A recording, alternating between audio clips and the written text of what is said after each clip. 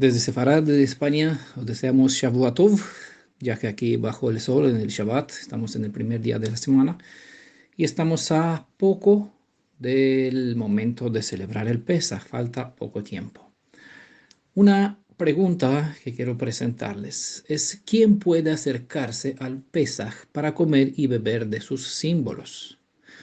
Bueno, da la casualidad que recientemente, precisamente ayer, una persona me puso una pregunta semejante en YouTube, en el canal de YouTube, a un video.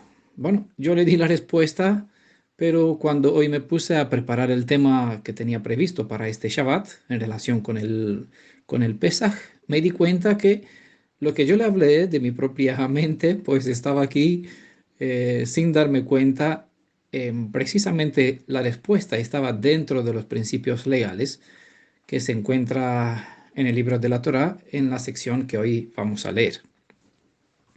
Bueno, esta persona me preguntó si puede comer una persona que no está sumergida, no está bautizada, si puede comer el Pesaj.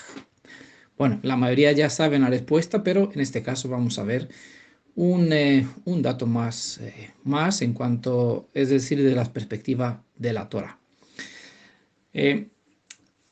Vamos a dedicarnos al Levítico capítulo 22 en esta ocasión.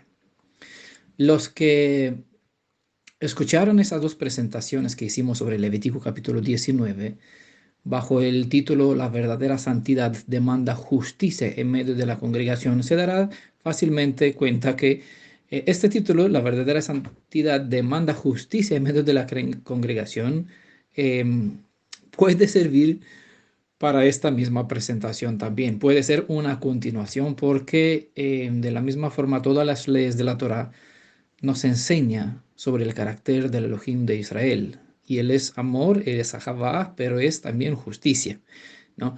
Y este es el valor que quiere infundir, inspirar a todos sus hijos.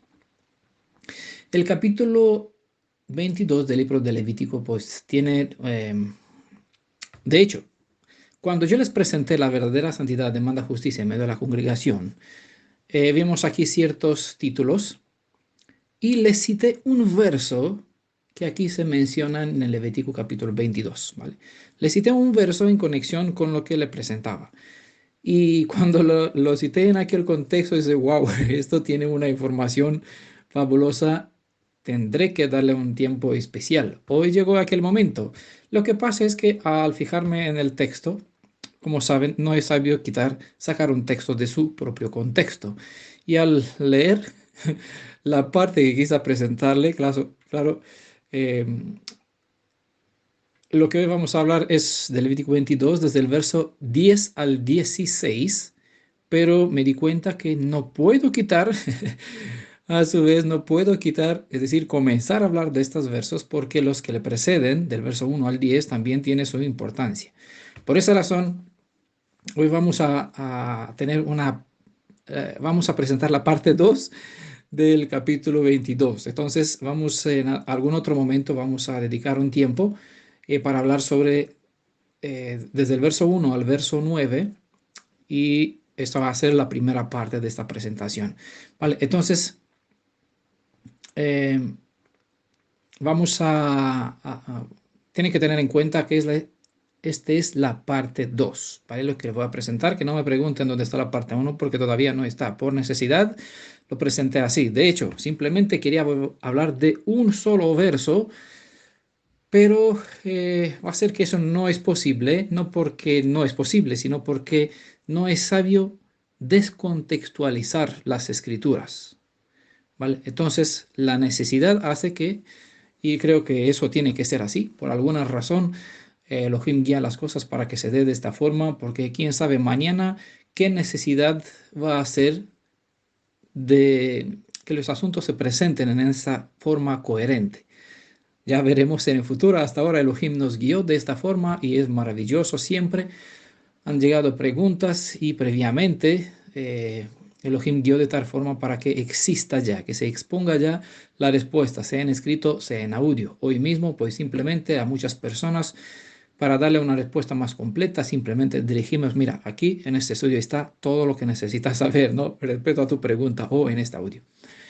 Bueno, en Levítico capítulo 22 es importante observarse la cantidad de veces y la repetición de las palabras iniquidad, que es decir, pecado, profanar, cosas sagradas o santas, impuro o inmundicia, santo y santificar.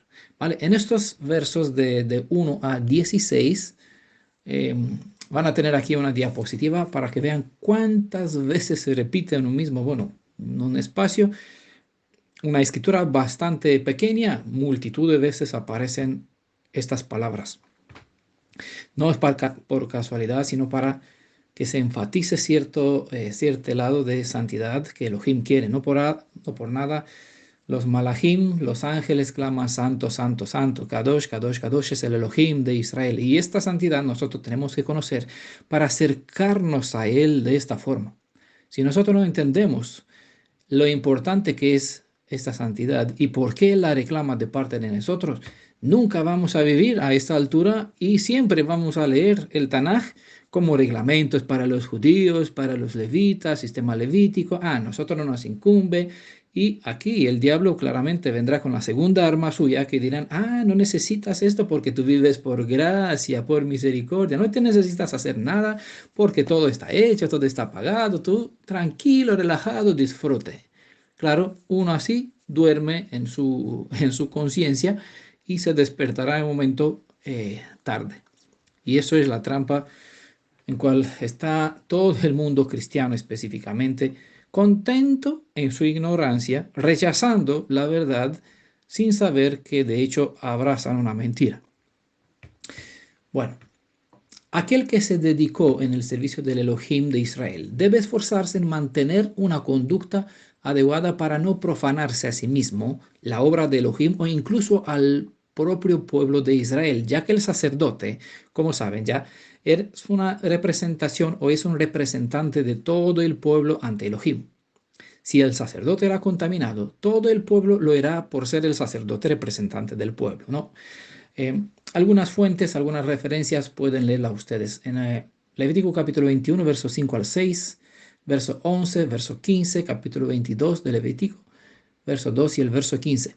Recuerden que la ropa sucia del sacerdote Josué y Joshua, que estaba en Zacarías capítulo 3, reflejaba la inmundicia de todo Israel. ¿Vale? De este mismo modo, la santidad que tenía que reflejar un sacerdote es una ilustración de la santidad que debería adquirir todo el pueblo de Israel. ¿Vale? En la luz de lo que representa el estado de un sacerdote, se enseña que todos los redimidos en el Mashiach, aquellos que entraron en alianza con él, entrarán a formar parte de un reinado de sacerdotes, según Kefa, Pedro, en su primer libro mencionan, capítulo 2, verso 5 y el verso 9. Y también lo cita Pablo en Romanos capítulo 12, verso 1, a fin de ¿qué? De presentar ese pueblo de sacerdotes, ¿no? Para decir así, de este reinado de reyes y sacerdotes, para poder que puedan presentar las mejores ofrendas, las primicias de lo mejor que la obra de la redención que hizo. ¿Dónde? En su carácter, dentro de su ser, dentro de su mente. Esa es la mejor ofrenda, estos sacrificios sobre el cual está hablando Shaul en Romanos 12:1, lo mejor que se puede ofrendar a Elohim como ofrenda de grato olor. Bueno, vamos a hacer lectura de esos versos, Levítico capítulo 22, verso 10, lo voy a leer de edición Corona de Jerusalén. Ningún laico comerá de las cosas sagradas, ningún huésped del sacerdote ni jornalero suyo comerá de las cosas sagradas. Creo que con esa cita ya recuerdan el contexto que presenté sobre el hecho que uno no tiene que tener enojo en su corazón, guardar rencor en contra de su propio hermano hebreo israelita, ¿no? Y aquí hemos hablado sobre el extranjero, sobre el gentil, sobre el pariente cercano, esos títulos en esta serie, estas dos partes. La verdadera santidad demanda justicia en medio de la congregación, esta sección del libro de Levítico capítulo 19. Los que no escucharon, pues les invito a que tengan en cuenta estos dos audios. Están recientemente puestos en nuestro canal de YouTube. Verso 11 dice lo siguiente: pero si un sacerdote con su dinero compra a una persona ésta podrá comer de las cosas sagradas, y también el siervo nacido en la casa. Ambos pueden comer del pan del sacerdote. Versos 12 y el 13. La hija de un sacerdote casada con un laico no podrá comer de la ofrenda reservada de las cosas sagradas, pero si la hija de un sacerdote queda viuda o es repudiada y sin tener prole vuelve a la casa de su padre, podrá comer del pan de su padre como en su juventud, pero ningún laico comerá de él. Verso 22, el capítulo 22, verso 14 al 16. Le voy a decir por qué hago esta sección así. Quien por inadvertencia como de cosa sagrada la restituirá al sacerdote, añadiendo un quinto de más. No profanen pues las cosas sagradas de los israelitas, reservadas para Adonai, porque al comerlas cargarían con una iniquidad que debe ser reparada. Yo, Adonai, el que los santifico. Bueno, los versos 12 al 13, que habla sobre la hija de un sacerdote casada con un laico, las reservamos para una otra parte, para la tercera, digamos, ¿no? Y ya que contiene referencias a ciertas realidades espirituales que es bueno observarlos en su otro contexto. No quiero hablar sobre ellas ahora, pero ténganlo en cuenta que forma parte de un paquete, ¿vale? Entonces, cuando voy a presentar la siguiente parte, es bueno que tengáis en cuenta este contexto, ¿vale? Por eso, Shema, escuchar, oído inteligente, retengan la información porque sobre eso vamos a continuar con la siguiente. Pero como tiene un contenido que no creo que lo pueden observar, o bueno, si lo observan, sería maravilloso. Sería que el Ruach pues les guía para ver lo que no pueden ver, lo que no es fácil verlo en este texto, ¿vale? Ya se darán cuenta a qué me refiero. Quizás deducirán después de que le voy a presentar esta parte de hoy, ¿no? Y van a ver aquí lo que normalmente yo no lo vi hasta el momento que presenté sobre Levítico 19. Al citarla en aquel contexto, se me abrieron los ojos para ver ciertas maravillas. El tiempo está aquí corriendo demasiado, ¿no? Eh, y trabajé un montón para poder hacer esta presentación hoy. Ya aquí son las 11 de la noche, pero 11:20 de hecho, pero aquí la voy a presentar porque mañana tiene su parte y el día siguiente, el día siguiente y el día siguiente pues tendrán sus secciones, así que no puedo perder más tiempo y por eso lo voy a presentar hoy. Bueno, Levítico 10 de costumbre, como saben, vamos a desglosar un poquito los asuntos para sacar el provecho de las citas, no como se hace una parashá, que por lo general se pasa por alto porque hacer mucha cantidad de información no se dedica tiempo a los asuntos. No, aquí no compartimos por eso parashá, para poder desmenuzar y comer, dejar tiempo para poder rumir, digerir, corroborar entre las citas los asuntos que revelan las escrituras, en coordinar un poquito los versos entre sí para entender de qué se trata, no simplemente, una ley más, no es una ley más, son revelaciones, ¿no? Que Elohim nos la presentó desde hace 3.500 años. Así que muchas veces leemos las citas en los escritos apostólicos y no tenemos fundamento, no sabemos cómo ubicarlos. Por esa razón, a descontextualizar las citas del Tanaj o a no tener el contexto para los escritos apostólicos, muchas veces se malinterpretan los escritos y se sacan conclusiones erradas. Por eso, siempre contrastamos el Tanaj con los escritos apostólicos y al revés, ¿vale? Verso por verso, ¿vale? Levítico 22, verso 10. Ningún laico, es decir, extraño, en hebreo está la palabra zar, comerá de las cosas sagradas. Ningún huésped, es decir, toshab, del sacerdote, ni jornalero, es decir, shakir, suyo comerá de las cosas sagradas. Reconocen algunos términos que ya los presenté en la parte sobre Levítico 19. ¿Qué cosa son las cosas sagradas?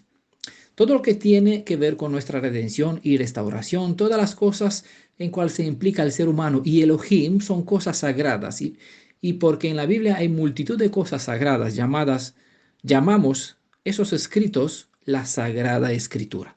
Porque a fin de cuentas la Biblia es nuestra instrucción en cuanto al bien que debemos hacer y el mal que no debemos practicar. En ese sentido, toda la Biblia es sagrada y es instrucción, ¿vale? Pero no olvidemos, la instrucción, que de hecho es el fundamento de nuestra fe hebrea, es Torá. Y Torá es el libro que Moisés escribió y este libro lo sentó delante del arca de la alianza como testimonio en contra del pueblo de Israel. No son los 5 libros de Moisés, ¿vale?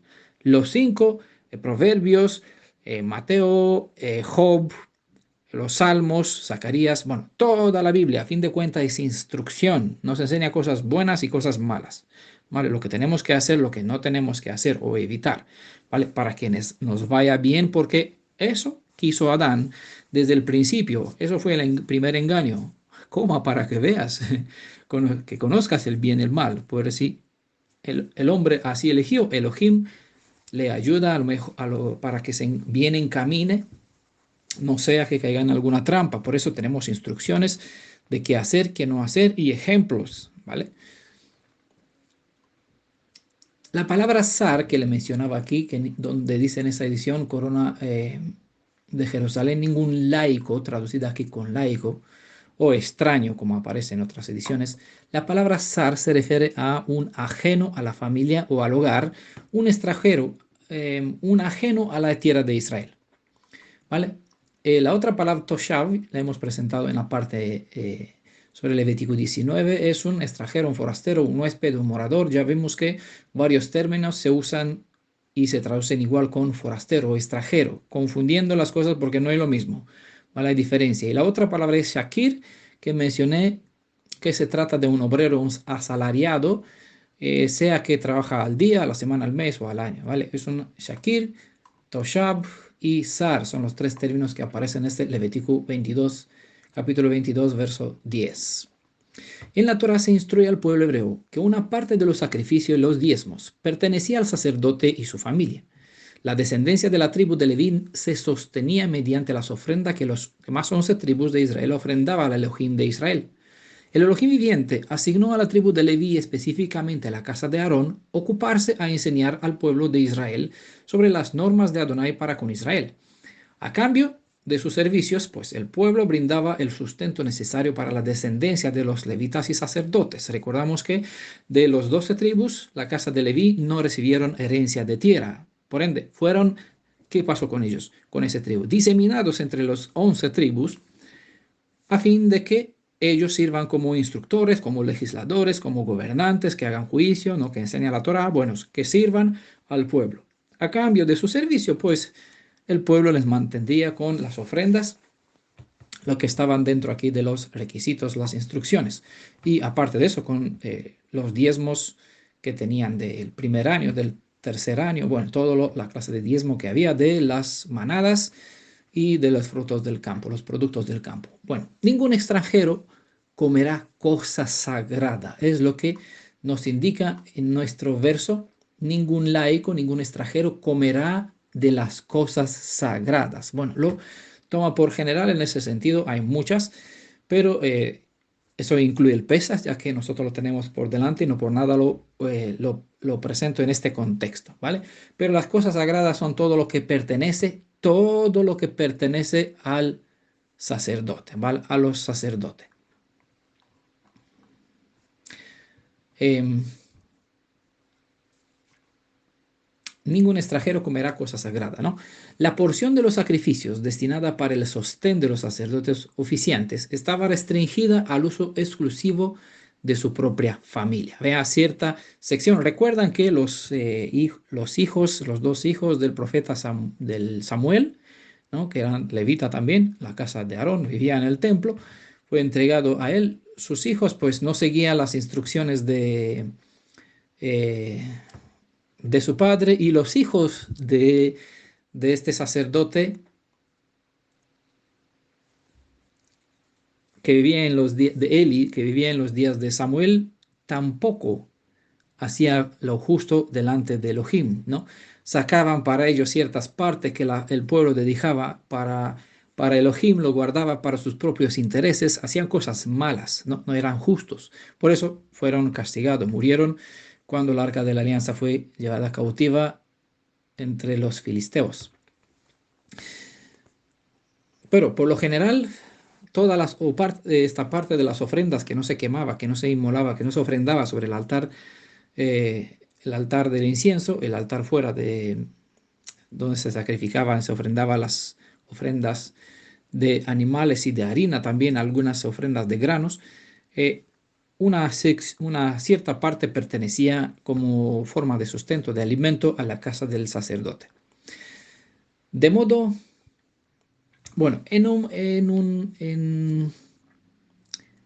Levítico capítulo 11, o sobre este capítulo, hemos estudiado un poquito aquí en la comunidad y se presentó esta en audio también, que se hace una cierta distinción entre los animales limpios e inmundos, y esto era un reflejo de la distinción entre Israel y las otras naciones. De modo como de los animales limpios, algunos estaban apartados para un servicio sagrado y las demás podrían servir como comida a todo Israel, así la tribu de Leví y de ellos la casa de Aarón fueron separados de los demás en Israel para un servicio sagrado. Por comparación con ellos, los animales inmundos representaban a todas las demás naciones. No sirven como alimento, como sustento, ni para la vida, no están prohibidos, ¿no? En ese sentido, en las escrituras. El simbolismo paralelo es el siguiente. El sacerdote es representado a través de algunos animales apartados para el sacrificio. Los demás del pueblo de Israel o los otros israelitas eran simbolizados por los demás animales limpios que servían como alimento para todo el pueblo de Israel. Los gentiles son comparados con los animales inmundos. Esos son los tres grupos como se presenta en las escrituras. Uno que representa a Israel, y esto está dividido en dos secciones para representar el pueblo y para presentar el resto del pueblo, que son los sacerdotes que fueron apartados por un propósito diferente. Mientras los animales inmundos son comparados con los gentiles. Bueno, es con el sentido de transmitir una enseñanza, ¿no? Es para usar esto y declarar a los demás, hey, mundo, ¿qué tal perro, o culebra o lo que sea? No, no es en ese sentido, ¿no? Es toda la Torah tiene el propósito de instruirnos, desmenuzar los asuntos o hablar de una forma que nosotros podamos entender y clasificar las personas, ¿vale? Todas las personas pueden cambiarse, pueden cambiar. Hay un buen audio que hemos presentado en YouTube. Eso no está por escrito, solo está en audio. En Mashiach o mediante la obra de redención, uno puede cambiar el rumbo de su destino, ya que todos somos destinados a la destrucción, a muerte. Pero mediante la fe en Yeshua, uno puede cambiar su rumbo desde la muerte hacia la vida. Y este derecho, según tenemos un estudio bastante bueno, el derecho a la redención, corresponde tanto al gentil como al hebreo nacido en casa. Hay un derecho siempre y cuando uno como el otro desea seguirlo. Según el principio revelado en Levítico capítulo 21, verso 17 al 21, y en este capítulo, capítulo 22, del verso 18 al 24, de modo como los defectos y deformaciones eliminaban a un hombre del servicio sacerdotal, también eliminaban a un animal del sacrificio, ¿vale? Para las ofrendas tiene que ser como para el Pesaj. En el día 10 se elegía un cordero, se observaba detenidamente durante 3 días y medio, lo guardaba en su casa para que uno se asegure que es perfecto, no tiene ningún defecto. Pues si tendría algún problema, sería desechado, no sería apto para el sacrificio, para la ofrenda de Pesaj. Pues del mismo modo, las personas, ¿no? Los que tienen algún problema, algún problema, digámoslo así, no se aceptaba como sacerdote. Por eso el cordero de Pesaj es un ejemplo perfecto para indicar a Yeshua, que igual fue probado, mirado, observado por 3 años y medio de su oficio en Israel. Se declaró sin tacha, perfecto, apto entonces para el servicio que le corresponde. Con eso tenemos entiendan de aquí, una aplicación más, una profecía hacia él y una enseñanza de la Torah que indica hacia el Mashiach. Según hemos aprendido que hay un otro evangelio ajeno a nuestras enseñanzas, donde se comparte toda una multitud de interpretaciones sobre nuestras leyes. Todas estas indicaciones citadas en la Torah que hemos leído, vuelvo a leerlo para que se ubique en el contexto. Ningún laico comerá de las cosas sagradas, ningún huésped del sacerdote ni jornalero suyo comerá de las cosas sagradas. Bueno, esto como ejemplo, ¿no? no podrá. Pues hay este evangelio que circula por el mundo, muchos de ustedes pues seguramente lo abrazó, lo creyó y vivió en la luz de él hasta conocer la Torá, hasta volver a las raíces hebreas, hasta empezar a estudiar de nuevo y ver diferente, con ojos diferentes y con una mente diferente lo que de verdad enseñan las escrituras. Bueno, en este libro, en este evangelio ajeno, o en esa interpretación cristiana, todas esas prohibiciones fueron completamente anulados, abolidos, quitados del medio. La Torá no fue abolida, sino reforzada mediante el sacrificio del Redentor de Israel.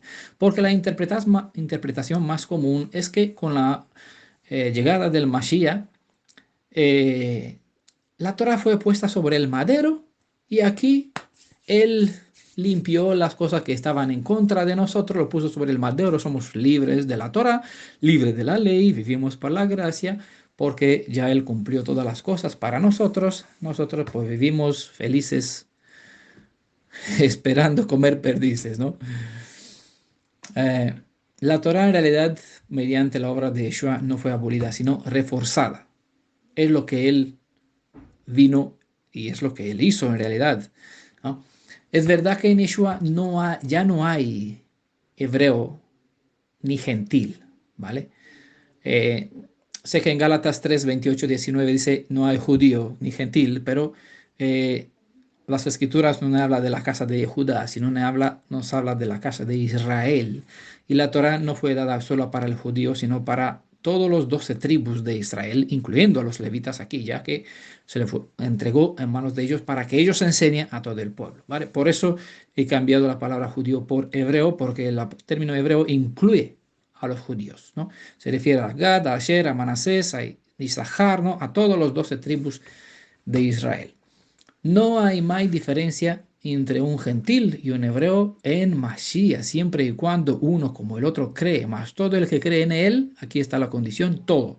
Cuando dice todo, Juan 3:16, aquí ya se entiende, puede ser un hebreo, un gentil, el que cree tiene derecho, dice en Juan 1:12, en cuanto el hebreo tiene derecho a volver en la alianza porque le corresponde. De ellos tenemos las patriarcas, las escrituras, las profecías, al Mashiach, los pactos, todo tenemos mediante el pueblo de Israel.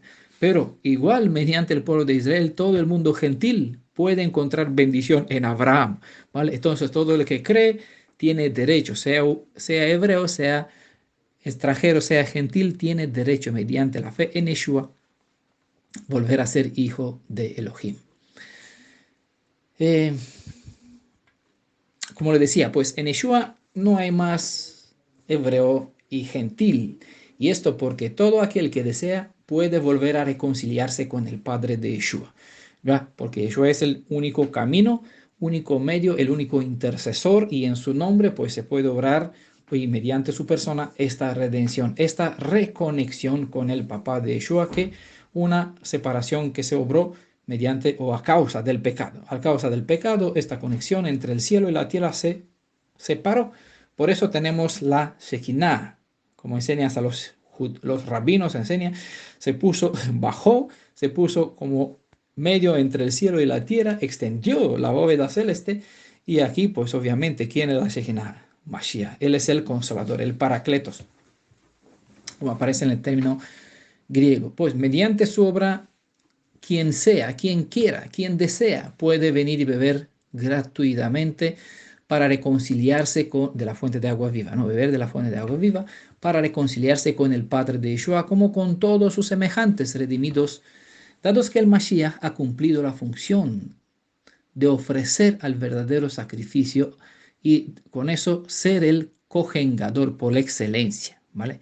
Él preparó, ofrendó, presentó el mejor sacrificio para que los que desean participar de estas bendiciones de lo que presentan las ofrendas sagradas puedan beneficiar de ellas.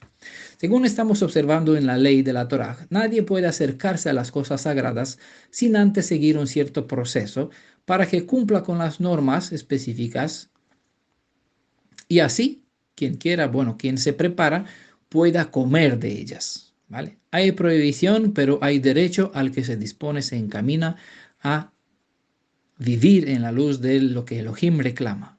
Él es santo, reclama que su pueblo sea santo y de su pueblo que quiere hacer un reino de reyes y sacerdotes. Lo menciona en el Tanaj, se cita de nuevo en los escritos apostólicos el mismo deseo de parte de Elohim. Con los escritos apostólicos se aprecia que se les abre la puerta a toda clase de personas que son llamados cojos, ciegos, leprosos y a todos los demás que previamente habían sido excluidos del privilegio de acercarse a las cosas sagradas, como se indica en Lucas capítulo 14, verso 13 al 23. ¿Por qué le digo eso? Porque le mencioné que en Levítico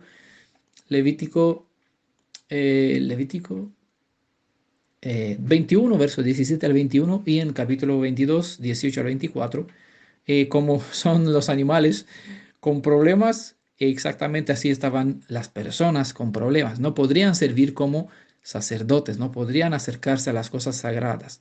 Es así como comparación con los animales inmundos o con los animales cojos que tienen un problema, con llaga o con algún corte, con algún defecto, así las personas leprosas, cojas, ciegos, no, son personas quienes eran previamente, pues se apartaban. Los leprosos tenían que andar gritando por la calle, leproso, leproso, para que la gente se aparten de ellos.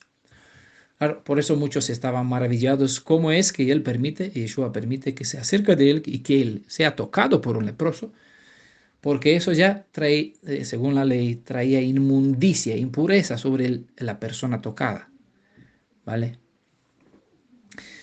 Eh,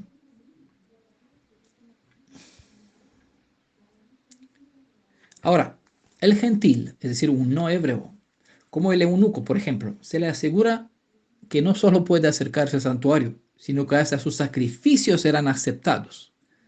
¿Vale? Isaías 56, verso 3 al 8, donde menciona sobre el eunuco. El caso es que esa libertad no vino porque se han quitado las restricciones de la Torá, porque la Torá ha sido abolida o cambiada o lo que sea.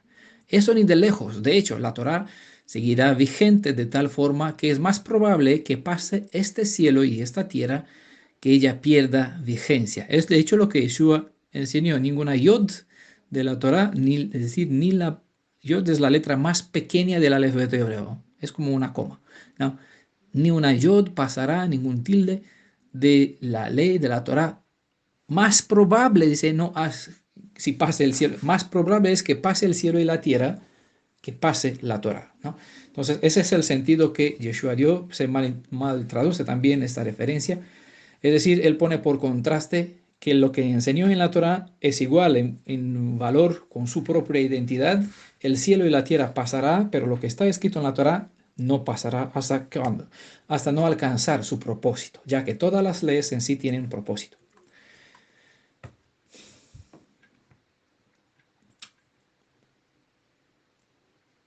Las personas que no consideran que ahora, mediante el sacrificio del Mashiach, pueden acercarse como sea eh, a las ofrendas sagradas, se equivocan de modo que enseñan un evangelio ajeno, llevando a la perdición a todas las almas cuantas siguen tales enseñanzas libertinas, ¿vale? Me refiero a las personas que no entienden el valor de la Torá y consideran que la Torá fue quitada del medio, que las leyes fueron abolidas y que ahora hay libertad y hay gracia, ¿vale? Los que enseñan de esta forma no entiende el peso, no entiende el propósito de las leyes, no ve la obra de la redención, no ve la justicia del Elohim viviente, no ve por qué Mashiach tuvo que morir, por qué pagó con su precio de sangre. Por esa razón, enseña a las personas a acercarse de las cosas sagradas, trayendo así desgracia, destrucción sobre sus almas. Como resulta que una persona con algún defecto inmunda, gentil, transgresora de las leyes, eh, ahora lo voy a poner como pregunta, ¿vale? ¿Cómo hace que ahora, mediante la obra del Redentor, las personas que tienen problemas de verdad pueden acercarse a Elohim? Es decir, una persona que sí es, como dice aquí, un extranjero, ¿vale? Un jornalero, eh, un huésped, sí que pueden comer de las cosas sagradas. ¿Cómo es posible sin que sea desvirtualizada la Torah?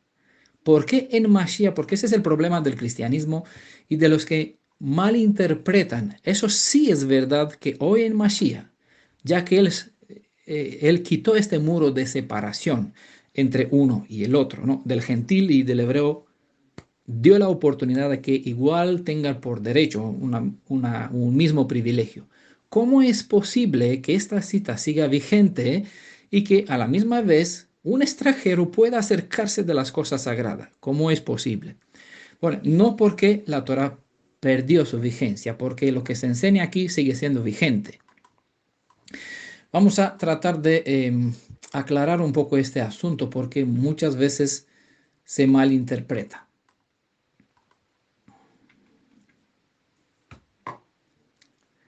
¿Cómo resulta, cómo hace que una persona con defecto, como inmunda, gentil, transgresor de las leyes, es decir, que vivió como transgresor, como el hijo pródigo, ¿no?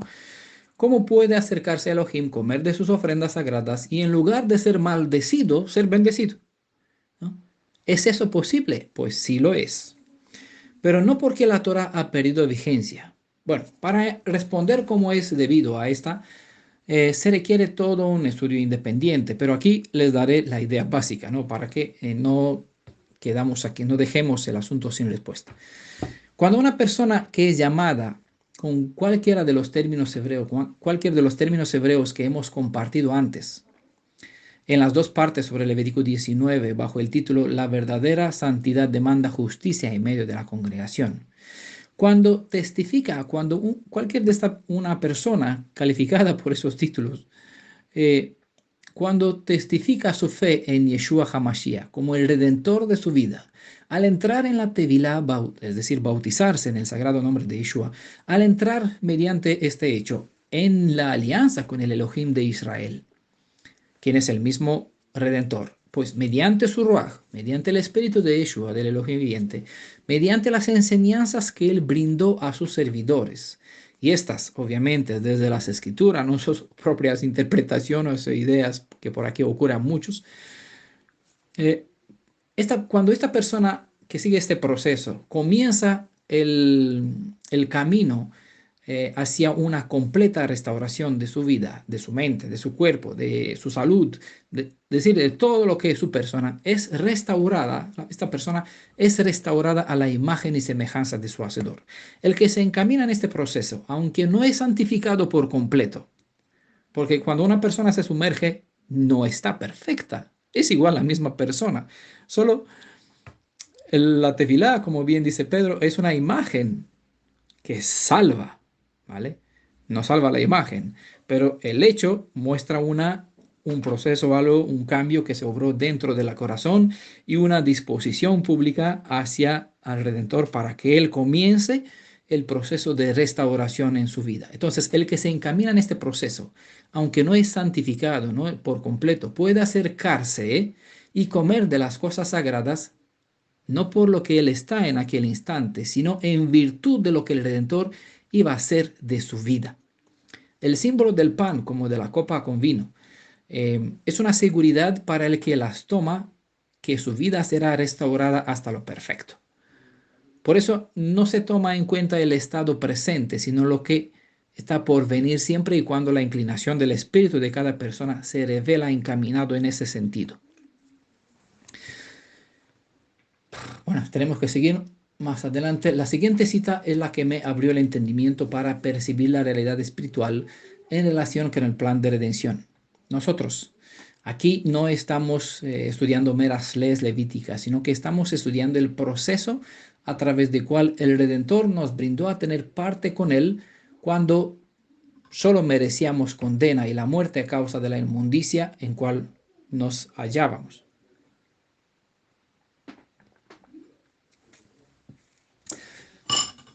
Levítico capítulo 22, verso 11, el siguiente verso. Dice, pero si un sacerdote con su dinero compra una persona, esta podrá comer de las cosas sagradas y también el siervo nacido en la casa. Claro que un siervo comprado, pues si se casa, hay otras leyes, ¿no? Si toma una mujer como esposa mientras sigue en la casa del amo, pues el hijo engendrado obviamente participará de las cosas que pertenece a la casa del sacerdote porque entrará en el proceso de ¿cómo se llama? De, no, que le da derecho a uno participar de las cosas de Elohim. Ambos, dice, pueden comer del pan del sacerdote. Pero si un sacerdote con su dinero compra a una persona, ésta podrá comer de las cosas sagradas y también el siervo nacido en la casa. Ambos pueden comer del pan del sacerdote. Los únicos laicos que podrían comer de la porción de la ofrenda que correspondía como alimento sagrado reservado para el sacerdote son el siervo del sacerdote y aquellos hijos suyos que han nacido en la casa de su amo y los miembros de la familia del sacerdote.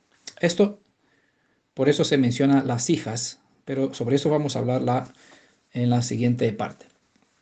Una visita ocasional eh, o un sirviente a un trabajador a sueldo no tenía la libertad de comer de las ofrendas sagradas, pero una excepción fue hecha a favor del esclavo comprado o nacido en la casa, porque el tal era miembro permanente de la familia. Era un converso, eso era la palabra que una persona nacida pues se convertía en un converso.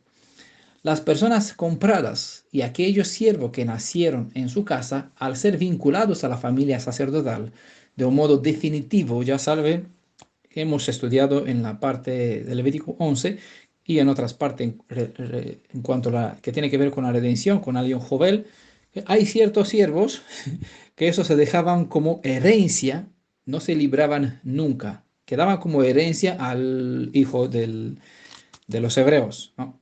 Un hebreo se redimía se podría redimirse sí solo, sino pasados 50 años en el año Jovel, tenía que ser librado, pero los esclavos comprados siempre quedaban como herencia dentro de la casa del hebreo. Por eso se menciona si un sacerdote con su dinero compra a una persona, esa obviamente sigue el procedimiento de circuncisión, lo que correspondía para que uno pueda participar, tocarse, acercarse de las cosas de Elohim, traía la comida. ¿Ha visto cómo están los amos en las películas? Bueno, así vivían en aquel tiempo. No por nada está así.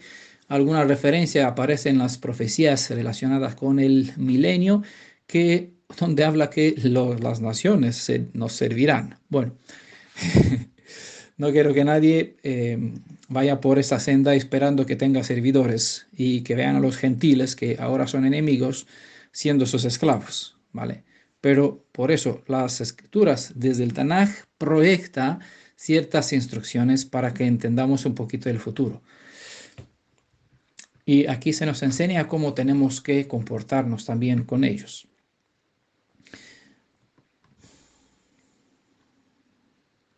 Las personas compradas y aquellos siervos que nacieron en su casa, al ser vinculados con la familia sacerdotal de un modo definitivo y según la legislación, siendo que eran circuncidados, eran admitidos para participar de todo el rito reservado para el Pesaj. A la primera lectura, ¿qué les dice esta cita del verso 11? Si un sacerdote con su dinero compra a una persona, esta podrá comer de las cosas sagradas y también el siervo nacido en la casa, ambos pueden comer del pan del sacerdote. ¿Qué les dice esta cita a la primera lectura? Bueno, hay una cita, dice en 1 Corintios 6:20.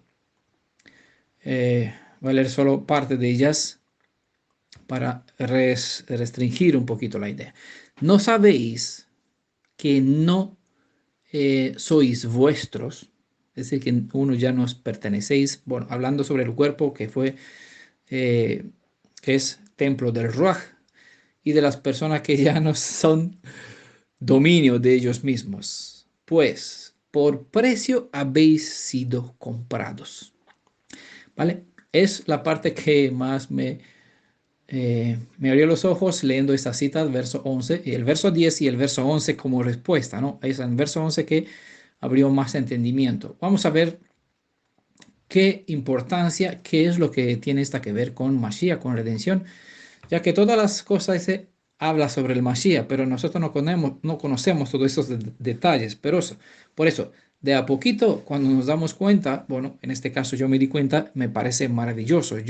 Lo que a mí me parece maravilloso siempre lo comparto con todos, porque si para mí es algo que me trae gozo, y puedo decir, wow, qué maravilloso, pues estoy seguro que a ustedes también les parecerá bien. Como los escritos apostólicos aparecen en el idioma griego, este usa una palabra que es agorazo, que significa comprar y sacar. ¿Vale? Agora, bueno, le voy a decir más adelante qué es. Agorazo significa comprar y sacar o comprar en el mercado. Esa es la palabra que se usa en el texto de Shaul en 1 Corintios 6, verso 20, donde dice, pues por precio habéis sido comprados. Por lo tanto, no sabéis que no sois vuestros, ¿no? Entonces es una pregunta que pone aquí a uno porque muchos olvidan que son siervos, son esclavos, y el amo es quien manda, pero muchos actúan como personas independientes, es decir, hacen mal uso de ciertas libertades que le dio Mashiach, vamos a ver por qué, y qué palabra se usa en ese sentido, y a veces se ponen en lugar del Mashiach, tomándose y quitándole a él una autoridad que le corresponde a él, se le atribuye a ellos mismos, actúan al revés. Por eso él recuerda con esta pregunta, ¿no sabéis que no sois vuestros? ¿Por qué? Porque hemos sido comprados con un precio. Eh, Esta palabra se usa, este agorazo, se usa con el sentido del precio que pagó nuestro Redentor Yeshua a cambio de nuestra libertad. Hemos estudiado en el Tanakh sobre las leyes de la redención y hemos visto que el Redentor debe hacerse nuestro Goel, si es que desea de verdad redimirnos. Pero para que pueda redimirnos, debe pagar el precio por el rescate, y este es llamado en el idioma hebreo, kofer. ¿Vale? Yeshua, al morir en nuestro lugar, nos compró con el precio de su sangre. Así que hemos pasado de ser esclavos de un tirano a ser siervos del Elohim de Israel. Hay otra palabra griega que es hexagorazo. Agorazo, hexagorazo, ¿vale? Que significa comprar del mercado. Igual tiene el mismo significado, pero para jamás venderse de nuevo. Porque uno puede comprar un esclavo y venderlo de nuevo. Bueno, por eso hay una otra palabra que es hexagorazo. Eso es comprar igual del mercado, de la agora, pero para no venderlo más, sino puede ser un producto. En este caso, puede ser un producto para uso propio o un esclavo lo compra para su propio servicio. Esta es la palabra que Pablo usó en Gálatas capítulo 3, verso 13. Por favor, leanlo ustedes para ahorrar tiempo. Hay una otra palabra en el texto griego que es lutro. Esta significa simplemente el hecho de pagar un rescate. Se usa en 1 Pedro capítulo 1, verso 18 y en Tito capítulo 2, verso 14. Prácticamente se refiere al dinero del rescate que se paga para librar un esclavo. Esta palabra tiene exactamente el sentido indicado en Levítico 22, verso 11, pero si un sacerdote con su dinero compra una persona, ¿vale? El mismo, esta agorazo, hexagorazo y lutro, todos hablan del compra, pero una se refiere a las personas que son compradas, al hecho de comprar, y otra al precio. En este caso en Levítico 22, 11 se menciona del dinero, ¿vale? Y es lo que Shaul dice, pues por precio habéis sido comprados. Aquí no se indica qué clase de precio, ¿no? Dice como hay un precio, ¿vale? Y que una persona ya no es sierva, no tiene dominio sobre él porque fue comprado de su amo con un precio. Hay un precio, ¿no? Si un sacerdote con su dinero compra una persona, es lo que dice Levítico 22, 11. Bueno, Yeshua nos compró para no ser de vuelta de nuevo vendidos como esclavos. Con este hecho, no hay más condena o prohibiciones para no acercarse a las cosas sagradas para aquellos que pertenecen ya al Mashiach.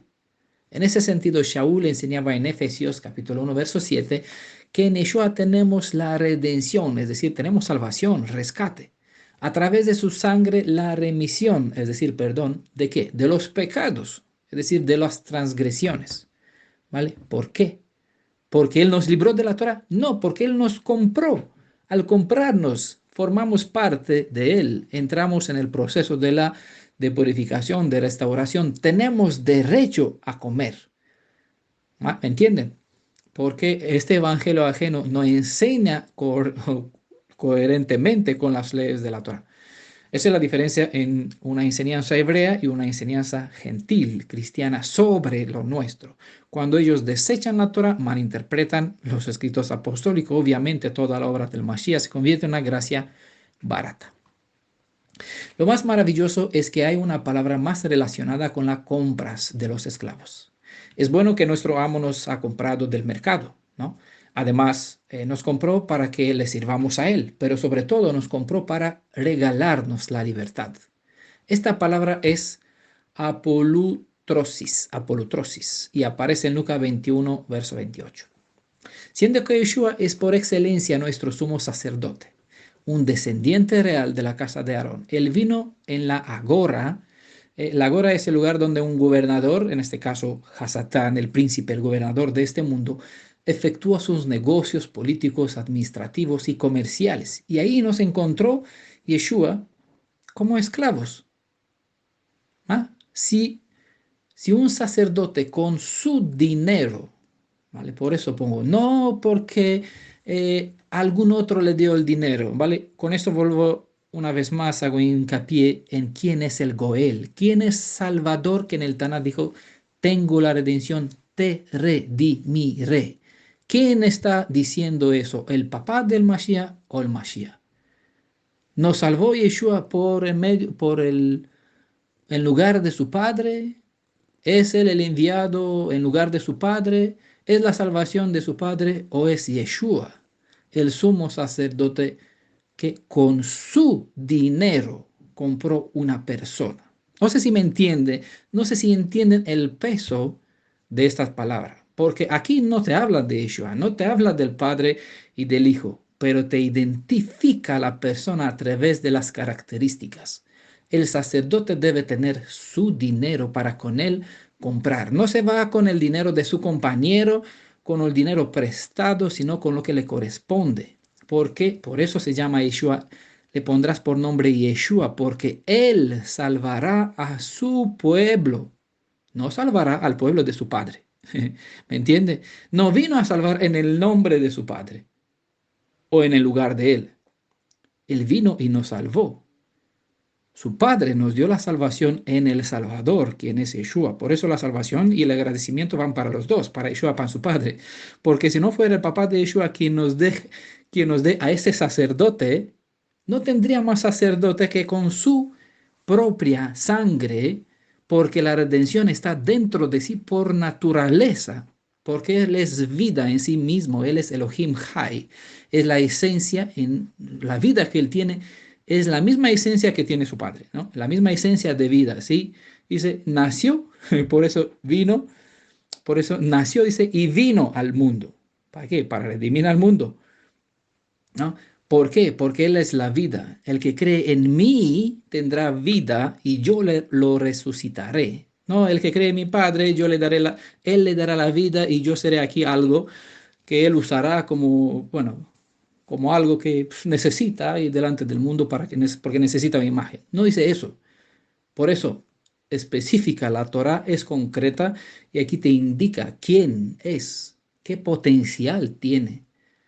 Si un sacerdote con su dinero compra una persona, Yeshua no nos redimió con el poder de su Padre.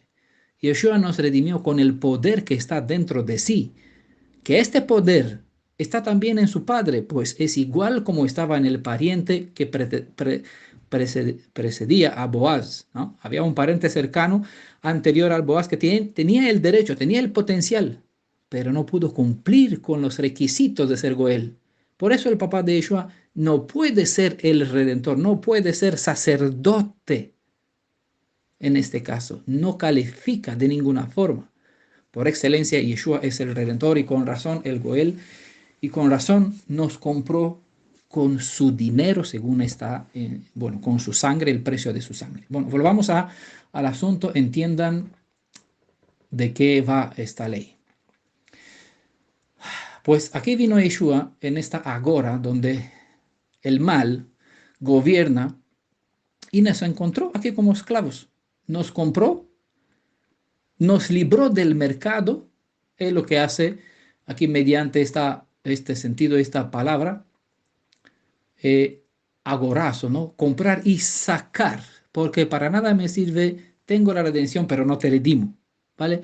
Eh, Puedo comprarte, pero te compro y te dejo esclavo en la misma casa de tu amo, ¿no?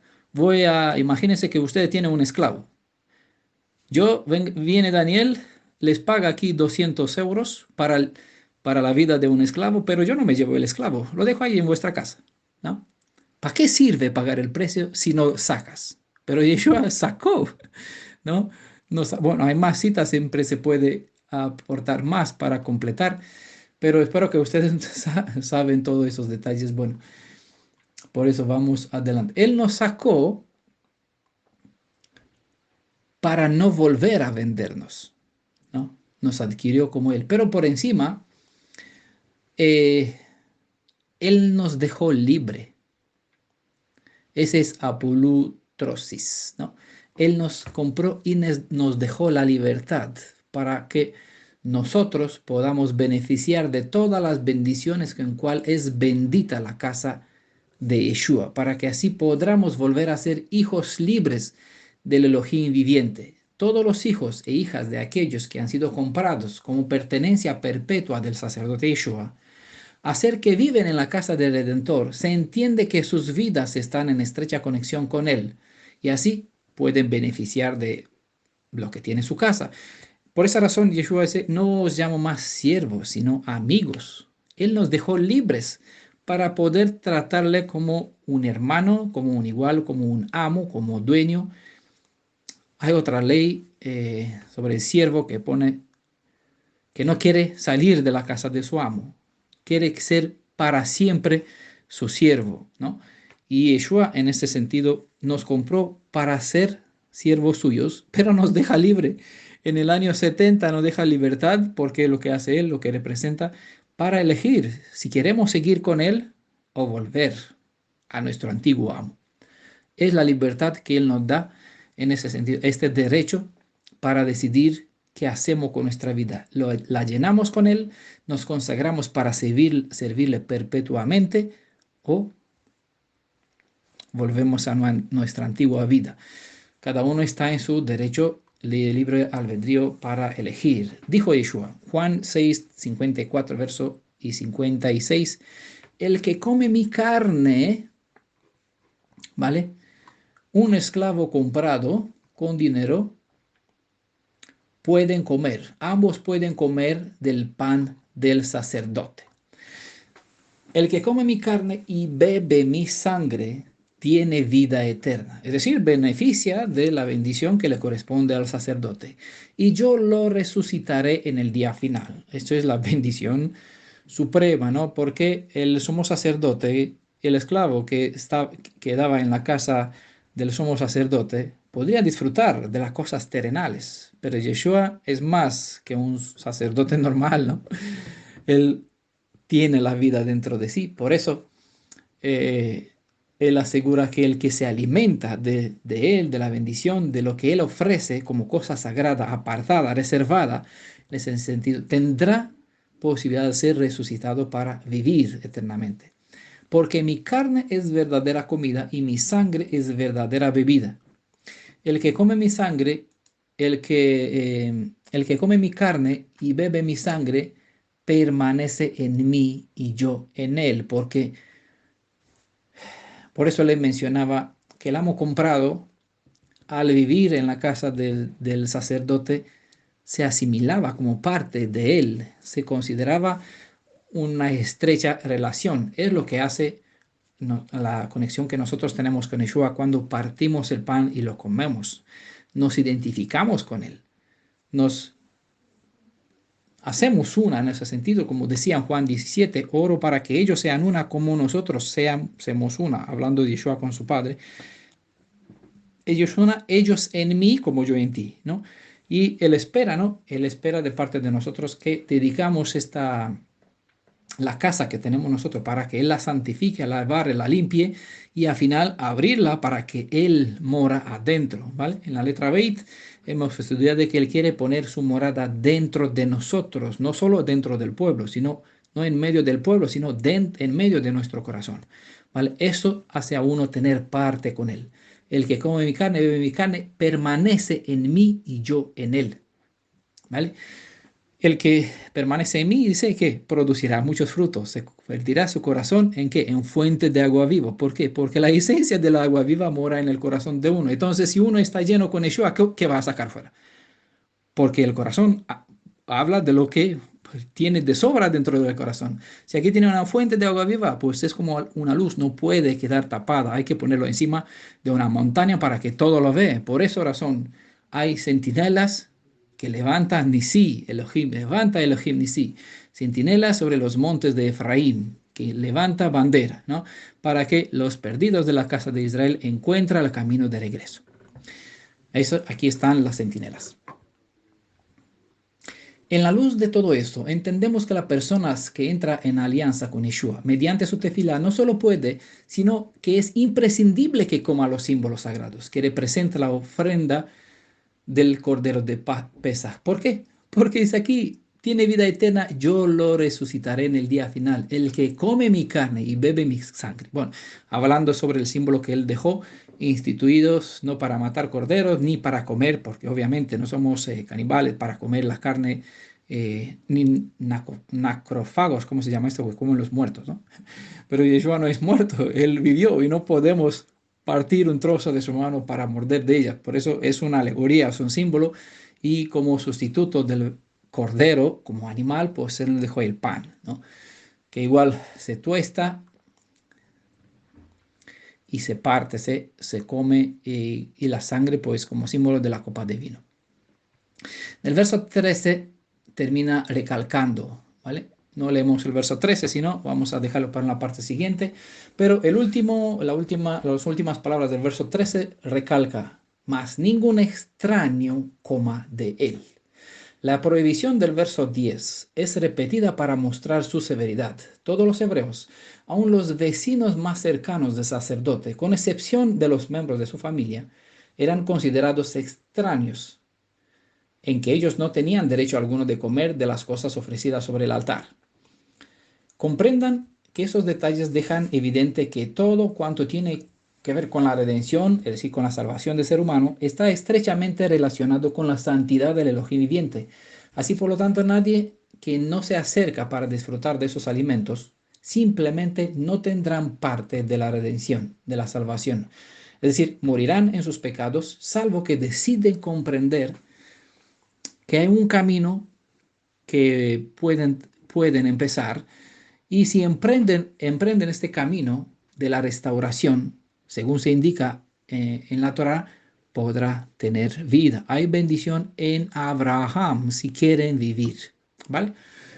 Levítico capítulo 22, verso 14 dice, quien por inadvertencia coma de cosa sagrada, la restituirá al sacerdote añadiendo un quinto de más.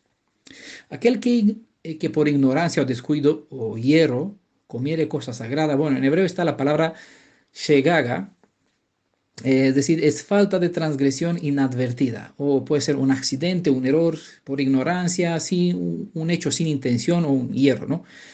Un israelita particular, sin darse cuenta, podría comer de lo que había sido ofrecido como diezmo o primicia, etc.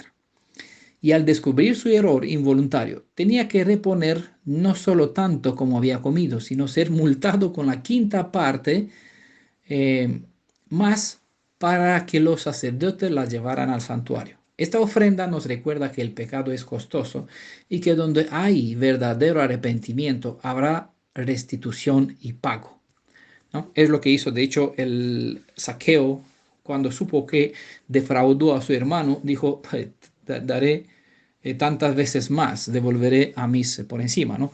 Pagó una cuota por encima para compensar el daño que hizo, el saqueo. tomarse a la ligera las cosas de Elohim no queda sin castigo. Eso tiene que quedar bastante claro. Levítico capítulo 5, verso 15 a 16, se dice que además de ofrecer un sacrificio de reparación, se tenía que añadir una quinta parte de su valor. El carnero era más costoso que la hembra dentro de un rebaño.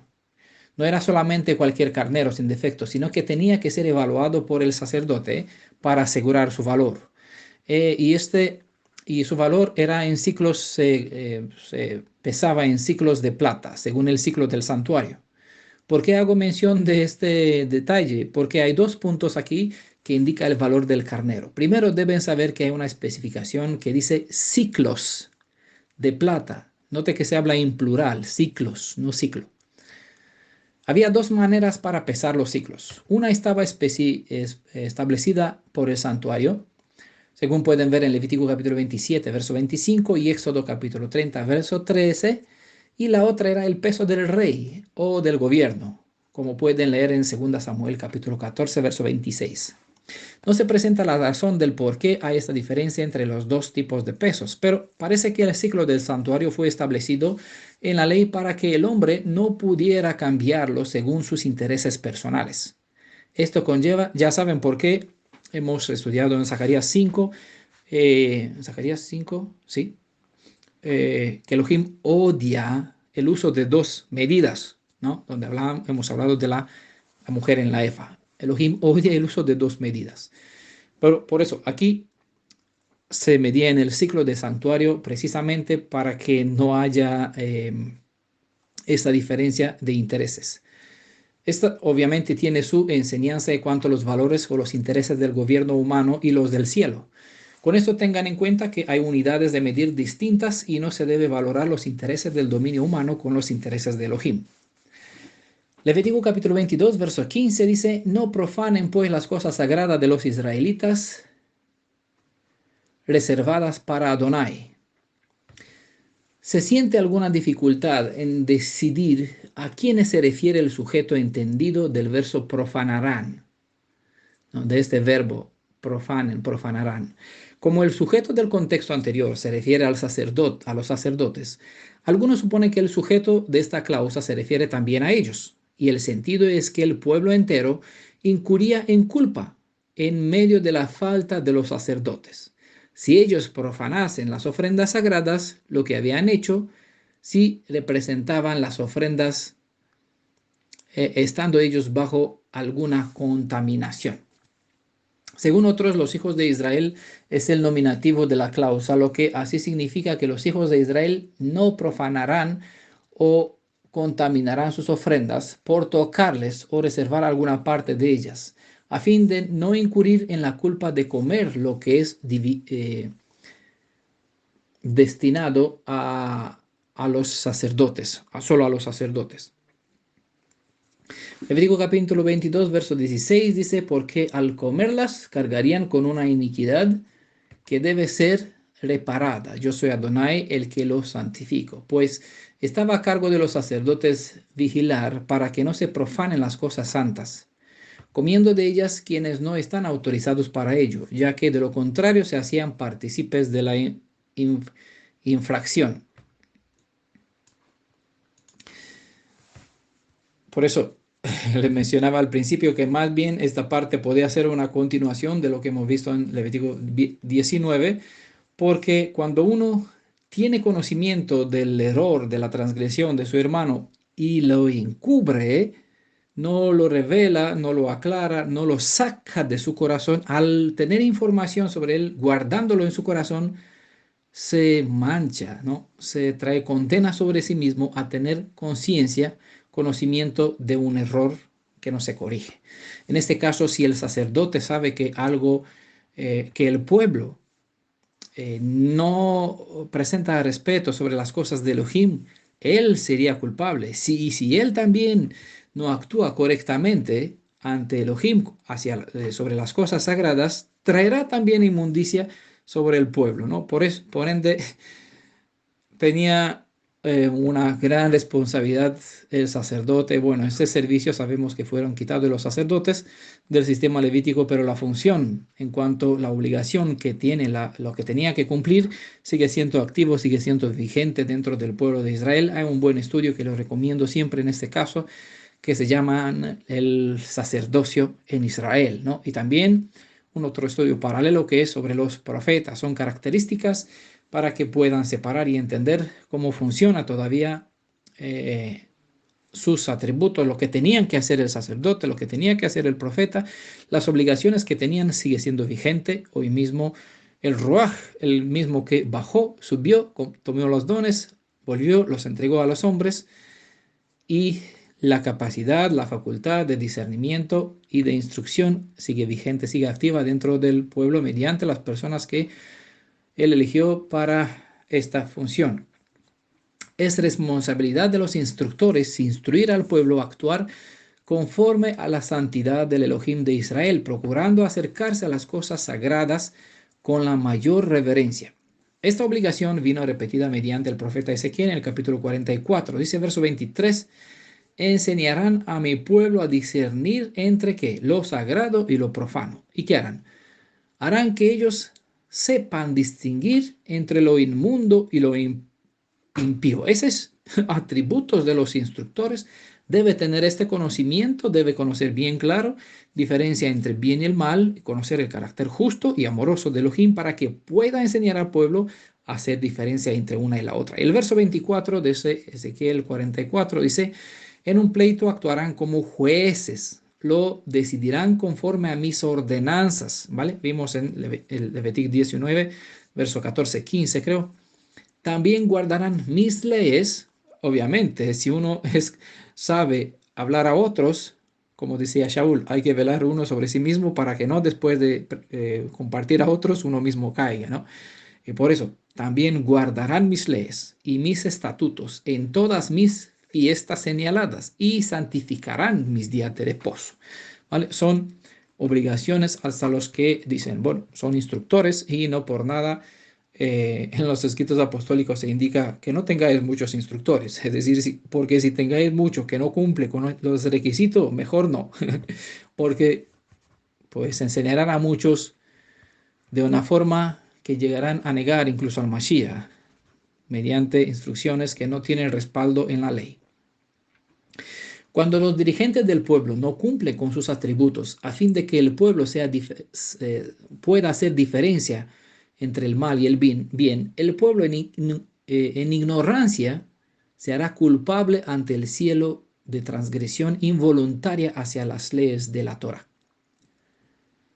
Siempre recuerdo a una hermana que vive en Cali y que por allí hay, en Colombia, hay 7 o 8, 9 congregaciones mesiánicas. Y de lo que ella me cuenta, porque yo no vivo, no veo, es que muchos enseñan que puedes trabajar en el Shabbat y en las horas cuando tú tienes libre, porque no te queda más, tienes que trabajar para no perder tu trabajo, tienes que trabajar. Para que tengas lo que comer tienes que trabajar, porque el Elohim es bondadoso, misericordioso, entiende. Tú tienes su gracia, pues se alcanza y cubre tus faltas y lo veneras en las horas que te queda restante que puedas. Bueno, siempre recuerdo eso porque he flipado. A mí me marcó escuchar que existen tal grupos mesiánicos y tantos, y con razón, y ya no participan con ellos, ¿no? Por eso es que el Redentor nos instruye a seguir con la formación de los que anduvieron errantes por el mundo como gentiles, más como se han encaminado para la restauración de su estado espiritual. Debemos seguir enseñándoles que guarden todas las cosas que os he mandado. Dice Mateo 28, verso 20. Aquellos que aunque en ignorancia se acercan de la ofrenda del Pesaj indebidamente, sin ser comprados, sin ser redimidos, sin ser siervos, sin estar rescatados, en lugar de que el pan y el vino les brindan la vida, les traerá la condena.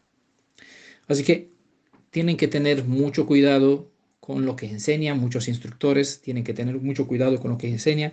Y las personas que son instruidas, que tengan bien cuidado con lo que recibe, porque pueden recibir una enseñanza ajena, ¿vale? Por eso espero que los que escuchan hagan oído inteligente, que aprendan y que por obligación hacia sus hermanos les compartan lo que las escrituras enseñan en este caso.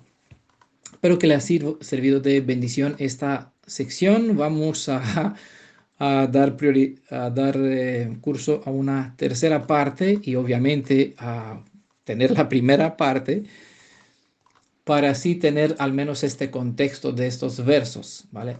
Que están en Levítico capítulo 22, ¿vale? Sea que el Ruach pues, nos ayude para que entendamos sus leyes, el propósito y qué tiene que ver estas con lo que sucedió, lo que ocurrió dentro del plan de redención, lo que nos revela sobre él, lo que nos revela sobre nosotros, lo que nos revela sobre las demás personas, sean hebreos, sean gentiles, cómo tenemos que comportarnos con ellos. Todos necesitamos de instrucción y de formación para poder mejorar, no sea que nos comportamos mal con un hermano o con un extranjero, no sea que nos rebelamos contra Elohim en ignorancia, no sea que nos acercamos de cosas sagradas indebidamente. Espero que, y es mi deseo, que Él me ayude a mí y a ustedes todos juntos para poder crecer, velar unos sobre los otros, para poder crecer hasta esta estatura de plenitud en cuanto a conocimiento y forma de vivir, porque si uno no entiende, no conoce, ¿cómo va a vivir lo que no sabe? Por eso es importante, el conocimiento es poder. Y a falta de este conocimiento, el pueblo perece por falta de conocimiento. Y como los instructores no hacen su deber correctamente, pues obviamente el pueblo va por un mal camino, bebiendo de fuentes envenenadas, no crecen, no tienen vida, no comparten, lo ves aquí, muchos fingiendo o practicando ritos, una forma de religión sin entender el porqué de lo que está haciendo, ¿vale? Que Él nos ayude a todos, pues, preservar la fe que Él dio una vez para siempre a los santos. Bendiciones, Beshem Yeshua, a todos los que nos escuchan y a todos los que comparten de lo que escuchan. Amén, shalom a todos.